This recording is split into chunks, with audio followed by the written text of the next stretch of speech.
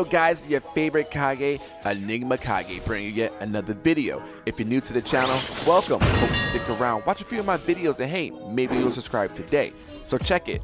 Jump Force hasn't had an actual character adjustment since probably the time they tweaked Togoro's assist speed, which was ridiculously broken. I mean, they can add all the characters they want, but at some point, they have to do more than just add characters and fix the stability of the game. So in this video, we'll count down the 5 Jump Force characters that can use an adjustment. Disclaimer, I'm not saying whether or not these characters are good or bad, so please, you don't have to defend these characters if they are your mains. Starting at number 5, Gon Freaks.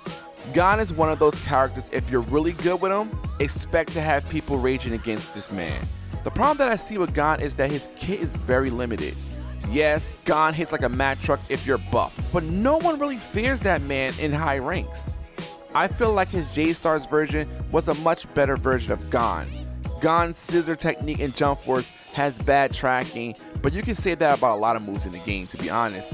Gon normally appears at the bottom of everyone's tier list because he's too one-dimensional.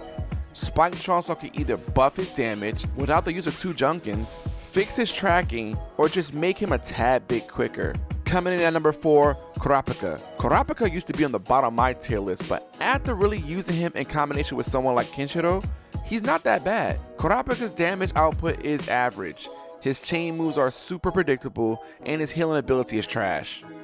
Kurapika as an assist character is a complete waste.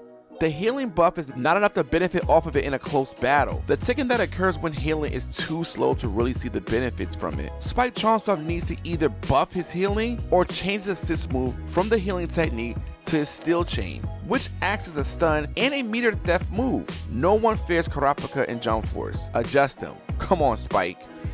Creeping in at number 3, Asta. Asta is pretty fun to play with, but you usually see people spamming his tilt because it's really hard to see what he's doing, and you can get an easy guard break off that. Asta is slow, if not the slowest kid character in the entire game. If you're really good, Asta serves no threat to you because he's so slow, and his rush attack is predictable. All that really isn't the issue because Asta players vary. The elephant in the room, and I'm pretty sure all you guys can agree, his Black Meteorite has the worst tracking out of every single ultimate in the game. You can literally pop ult and fly right past the opponent. I mean, how is that even possible? The tracking for a rush move should never be this bad. If there's one thing that needs an adjustment from Asta, it's the tracking of his ultimate. It's atrocious. The number 2 slot goes to Galena. To be honest, I was excited to get this character as a free update because the boss fight looked pretty cool. Galena is just bad. She's a zoner, but a really bad one.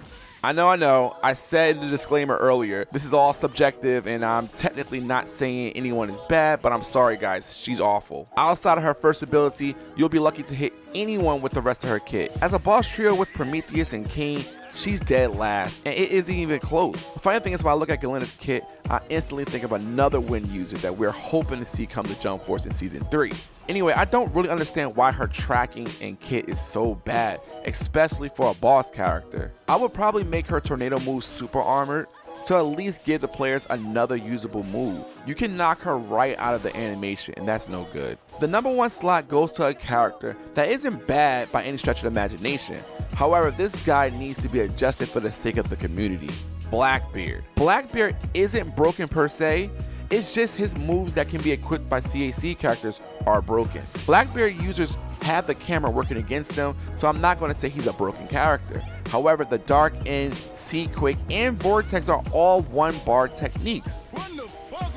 Right, so it'll take 3 bars to do 70% of damage to an opponent with ease. 2 Dark Ends and a Seaquake effortlessly. There's no reason that the player can do this to their opponent, and there's no downside. The Dark End is the worst move to get hit by in the history of any jump crossover game. Spike Chainsaw needs to do this. Make the Dark End 2 bars, and also lock it so the CAC characters cannot equip them. I don't care how you feel about that, but it must be done. The Vortex shouldn't be able to grab an opponent if they're stun locked by the Dark End. I mean, even if you're blocking, you still Vortex them right to you. It's just an all-around muddy situation, and I'm sure we can collectively agree that he, out of all 50 plus characters, needs to be nerfed, and the Dark End should be restricted from CAC players. In the comment section below, tell me who you would buff and nerf. Also, comment on the characters I've chosen. Let's discuss what needs to be done. As always, I'm Enigma, signing off. Peace, guys.